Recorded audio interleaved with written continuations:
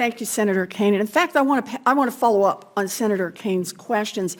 I take this one kind of personally. A few years ago, I pushed hard for a law that we passed that barred many Department of Defense officials from owning more than $15,000 in stock in the largest defense contractors, a law that you all are now out there enforcing.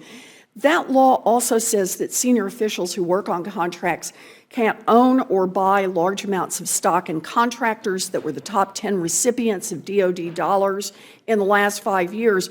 And for everyone, DoD is supposed to make sure that no one is working on a project that has stock holdings that could create a conflict of interest, going to your general point about this.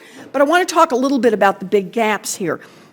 We saw a recent Wall Street Journal report that highlighted the case of a DoD policy official who owned somewhere between $15,000 and $50,000 of stock in the Chinese company Alibaba, who was actively working on a policy about whether Alibaba's ties to China meant that the company should be on a list of companies that Americans could not invest in. 2 weeks after the official purchased the stock, Alibaba got what it wanted. It was omitted from the list of prohibited companies, and the company's stock increased immediately by 4%. Nice return in a very short period of time. So, Ms. Crass, Alibaba is not a defense contractor, so current law did not prevent this DoD official from owning its stock.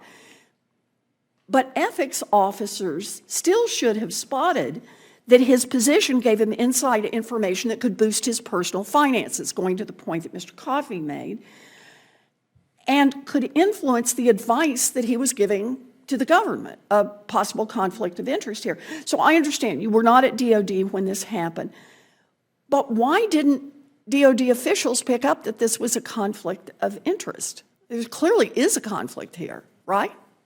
Senator, absolutely, I agree that employee may not participate in any matter in which they have a financial So why didn't they pick interest, this up? and they need to either have recused themselves from those matters, or they need to have divested of the financial interest so as to avoid the problem. As you mentioned, I was not at the department at the time of this, and I'm happy to take back any questions that you have on that. I guess that's I don't know. What I do know is that my team works extremely hard. I understand as Mr. Coffey indicated. I understand that. So let me ask about another loophole. Stock ownership limits apply to certain senior department officials, but they do not apply to everyone. So would the Chief of Staff to Secretary Austin or the Chief to the Chairman of the Joint Chiefs of Staff be allowed to own $30,000 in Lockheed Martin, DoD's top contractor? So in the review of a financial disclosure form, any potential conflicts are identified, and it is determined whether or not an employee would need to divest the stock because they can't perform their duties appropriately. If they were to continue to hold the stock and recuse themselves, that's the other option, to recuse. If it would interfere with the employee's performance of their official duties in a significant way, okay, the person has come to you for advice. Are they covered by the current statute? This is somebody who is not confirmed by the Senate and is not an acquisitions officer. Are they covered by this rule? So by 18 U.S.C. 208, everybody is covered by that rule. So you're saying you would tell them they have to divest? Yes, I would either have them divest or recuse, depending on what the scope of their official duties would be. Okay. I hope that is the advice that you're giving. So let me ask one more. If the Chief of Staff to Secretary Austin helps make decisions about whether or not their boss should meet with the company, they don't give advice on acquisitions, but they decide who gets access. This is the gatekeeper. Does that change whether or not they can own $30,000 of Lockheed Martin stock? They would still, that's beyond the de minimis amount, and they would not be able to participate in a decision about whether to recommend a meeting unless they had divested of the stock. So, okay, I hope that is the case. That is not what public reporting seems to indicate, but I hope that is the case. You know, I want to do one more and then I'll quit and hand this over to Senator Scott. Some of the recent biggest procurement fights have been between smaller but still huge tech companies like Oracle, Microsoft, Amazon, who were all fighting over which company was going to get the $10 billion JEDI contract, which would have provided cloud computing for DoD. One of the Pentagon officials involved in deciding which company got the contract owned Microsoft stock. Now, Microsoft had received $400 million in DoD contracts, which is not high enough for them to be listed in the prohibited stock list.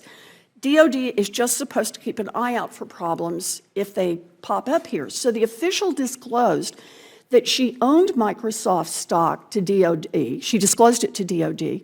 Did anyone at DoD say that this was a problem, given her acquisitions role?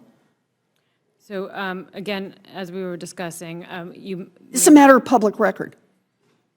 the amount, yes, but it was preceding my tenure, Senator, and I cannot speak to the specifics of that, but I'd be happy to, again, take any questions. Well, I'll just tell you the answer. No, it was not raised by DoD. DoD did not have a problem with this. You know, look, ultimately, in this case, the person was referred for prosecution. But I am concerned about the process here. And I am concerned that we are keeping too narrow. I understand the overall rule is a conflicts rule. But I am concerned that we are too narrow in what we look at and how we define it and whether we get enough disclosure that these pop up and we can see them. And then I am concerned about the fact that we don't have public reporting of this so that, quite frankly, somebody can look over your shoulder and say, I get it, I see what's happening here, and here's where I disagree, and we need to tighten up the laws. That's the part that I'm worried about, and that's what this is about today. Senator Scott.